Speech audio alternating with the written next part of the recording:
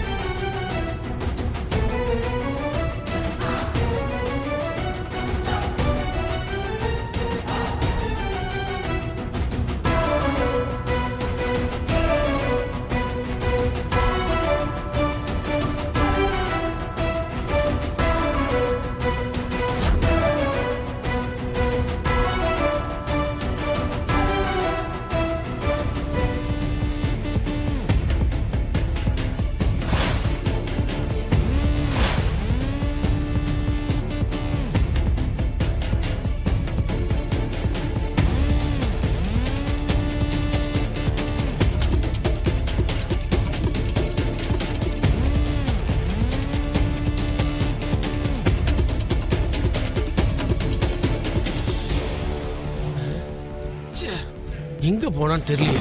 கையில மாட்டட்டும். ஏய் இங்க இருக்கடா. வாடா. ஏய் நில்லு. நில்லு.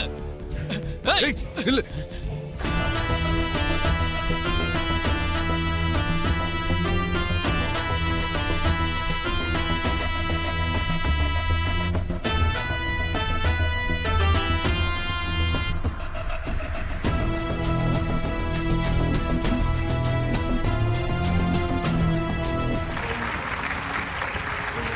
என்னைக்காவது ஒரு நாள் நானும் உன்ன மாதிரியே வரணுமா?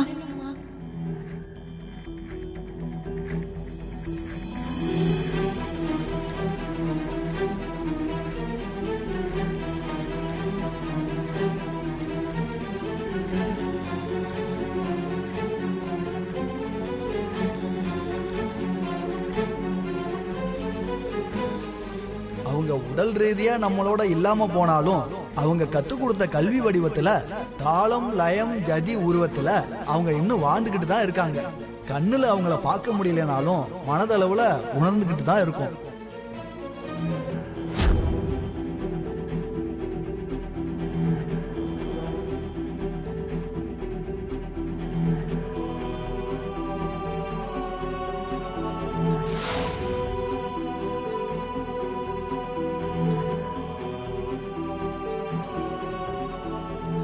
அப்பேற்பட்ட அற்புத கலைஞரை பற்றி இன்றைய விருந்தினராக வருகை தந்துள்ள திரு சரத்சந்திரா அவர்களை பேச அன்போடு அழைக்கிறேன்.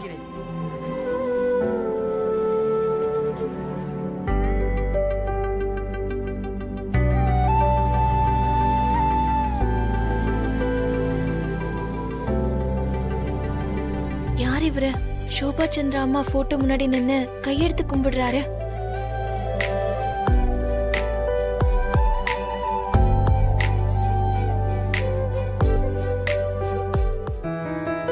எல்லாருக்கும் வணக்கம். நான் இங்க விருந்தாளிய வரல, ஒரு தோழனா இங்க வந்திருக்கேன். இந்த பந்தங்கிறது இப்ப வந்தது இல்லைன்னு உங்களுக்கே நல்லா தெரியும். வருஷத்துக்கு ஒரு தடவை இப்படி ஒரு நினைவு நாள் நிகழ்ச்சி நடந்துகிட்டு தான் இருக்கு. ஆனா என் மனசுல ஒரு நாள் விடாம இந்த மாதிரி நிகழ்ச்சி நடந்துகிட்டே தான் இருக்கு. அதுல சபை தலைவனும் நான் தான், கண்ணியமா உட்கார்ந்து இருக்கிற பார்வையாளனும் நான் தான்.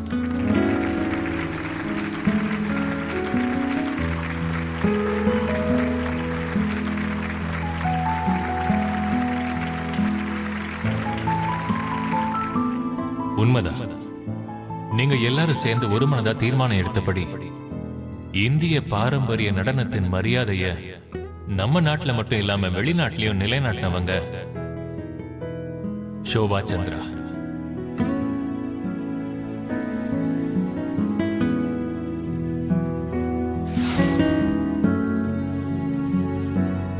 அவங்களால நாட்டிய கலை மென்மேலும் பிரபலமாச்சு, ஆதரவும் அதிகமாச்சு.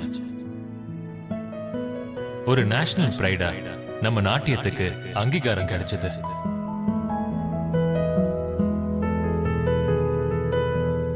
ஆனா என் தனிப்பட்ட அபிப்பிராயங்களை சொல்ல இந்த மேடையை பயன்படுத்திக்க போறேங்கிறதுனால சோபா சந்திராவோட ரசிகர்கள் என்ன மன்னிக்கணும்.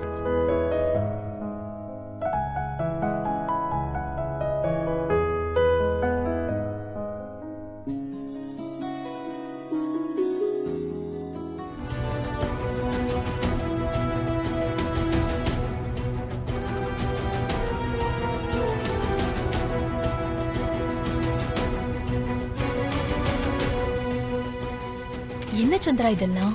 கால்ல செருப்பு இருந்தா சலங்க கட்ட மாட்டேன்ற தைரியம்.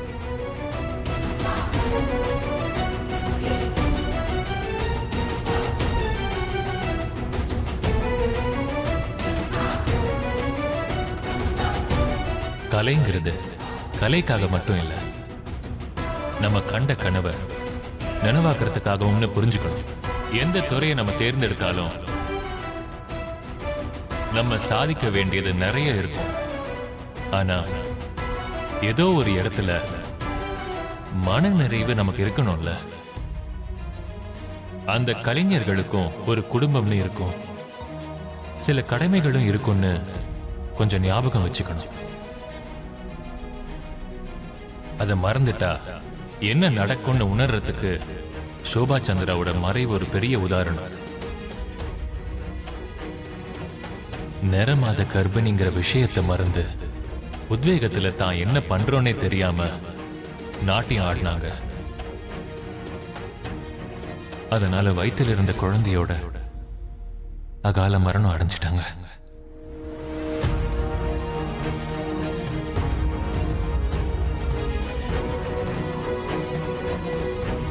நிறை மாத கர்ப்பிணியா நாட்டியமாடி அதுக்கப்புறம் ஒரு விபத்துல உயிரை விட்டுட்டாங்க.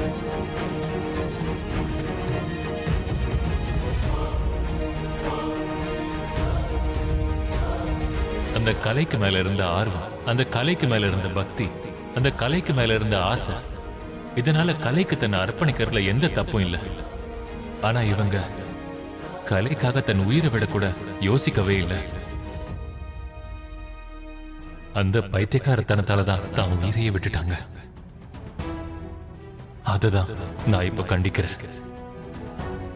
கலைய நம்ம வாழ்க்கையோட ஒரு பகுதியா நினைக்கணுமே தவிர அதையே நம்ம வாழ்க்கையா மாத்திக்கிட்டா இந்த மாதிரி விளைவுகளை தான் சந்திக்கணும். கலைக்கு எல்லையே இல்லை, ஆனா கலைஞர்களுக்கு எல்லைகள் இருக்கு. அதனால தகப்பனுக்கு மகளா இருக்கிறது வேற, கணவனுக்கு மனைவியா, ஒரு குழந்தைக்கு தாயா இருக்கிறது வேற. அதை நினைவுல வச்சுக்கிட்டு ஒவ்வொரு கலைஞர்களும் அவங்களோட கடமையை உணர்ந்து நடந்துக்கணும்னு நான் கேட்டுக்கிறேன்.